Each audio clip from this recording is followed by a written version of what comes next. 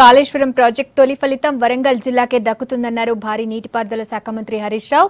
వచ్చే ఏడాది జూన్ నాటికి పొలాలకు నీళ్లిస్తామని చెప్పారు. వరంగల్ జిల్లాలో తిరిగిన మంత్రి ఎస్ఆర్ఎస్పీ 1, 2వ దశ కాలువలను చూశారు.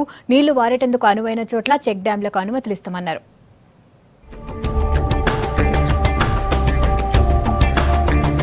వరంగల్ అర్బన్, రూరల్, మహబూబాబాద్ జిల్లాల బిజీగా తిరిగారు రాష్ట్ర మంత్రి హరీష్ రావు. ఉదయం హన్మకొండకు వచ్చిన ఆయన చింతగట్టు గెస్ట్ హౌస్ ల ఎమ్మెల్యేలు, అధికారులతోటి మాట్లాడారు. తర్వాత వివిధ పార్టీల కార్యకర్తలు హరీష్ రావు సమక్షంలో టీఆర్ఎస్ లో చేరారు. ఆ తర్వాత పలివేల్పుల, ఆటోనగర్లోని ఎస్ఆర్ఎస్పీ కాలువల మరమ్మతుల మీద అధికారులతోటి చర్చించారు. తర్వాత మహబూబాబాద్ జిల్లాకు పోయారు మంత్రి. తొర్రూరులో ఉన్న మాటేడు, గుర్తూరు చెరువులను చూశారు. మాటేడు పెద్ద చెరువును రిజర్వాయర్ గా మార్చడానికి ప్రతిపాదనలు పంపాలన్నారు.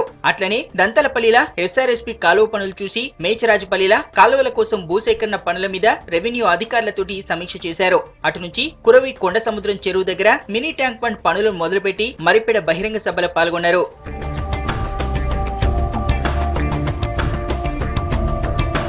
కాంగ్రెస్ అంటేనే కరెంటు కోతలు యాదికొస్తాయన్నారు మంత్రి హరీష్. కాళేశ్వరం ప్రాజెక్టు పూర్తి చేసి డోర్నకల్ నియోజకవర్గంలో 1,00,000 ఎకరాలకు సాగునీళ్లు అందిస్తామన్నారు. బతుకమ్మ, దసరా పండుగలకు మహిళలకు బట్టలు పంపిణీ చేస్తామన్నారు.